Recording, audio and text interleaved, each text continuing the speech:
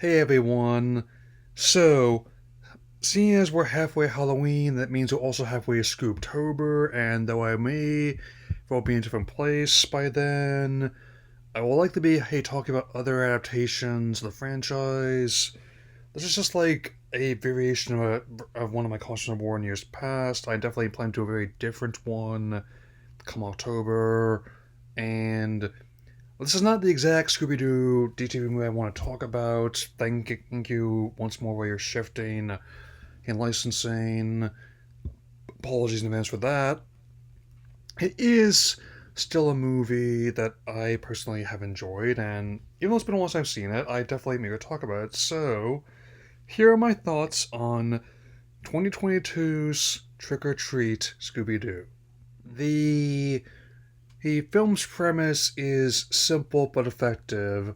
Of after her capturing the a costume designer Coco Diablo, who ended up employing a lot of their previous adversaries in her factory, turning some of their most beloved monsters of the week into actually fairly high grade Halloween costumes, even tying into how two of the most major recurring in, bits of the franchise, both like the costuming and the swindling.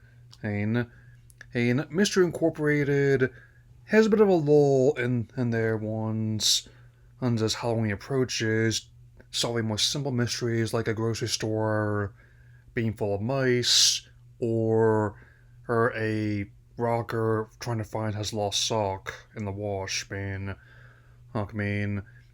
However, after a few ghosts show up inside there and start messing up festivities, is they end up having to form an alliance with Miss Diablo in order to solve the mystery just in time for a night of Halloween and fun and festivities. And it turns out that after many years of speculation and hints at other adaptations, and this one was also confirmed by the creatives as well as the current voice actor, or that Velma really does like girls more than just friends, and especially seems to have feelings for Miss Diablo. Oh, I also really enjoyed that. I personally have not been above of having versions where she and Daphne used to date and being more than just friends, but still being friends even after that. And also how many people that they managed to unmask and incarcerate being in on the take, including Daphne's his his uncle Max, or who is going, or rather, her trying to ruin her uncle Max's movie, he the man in the gorilla suits, and the very first one they ever tried to ever captured, that being Mr. Wickles, it was as in the Black Knight Ghost. All, as one would expect, does not go entirely smoothly. While the movie may not be the most dazzling thing ever, it does, however, build upon what the Scooby-Doo and Guess Who adaptation did, in which it presented the designs of the original Scooby-Doo Roy from the 1670s through a modern lens, and in a way, little things like Fred's ascot and Velma's sweater are now simultaneously both of their time but also timeless in a way.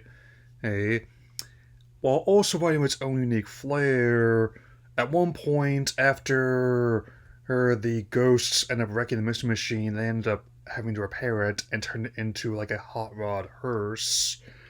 Hearse, like kind of like the Dragula from the Monsters, or anyone who ever saw that.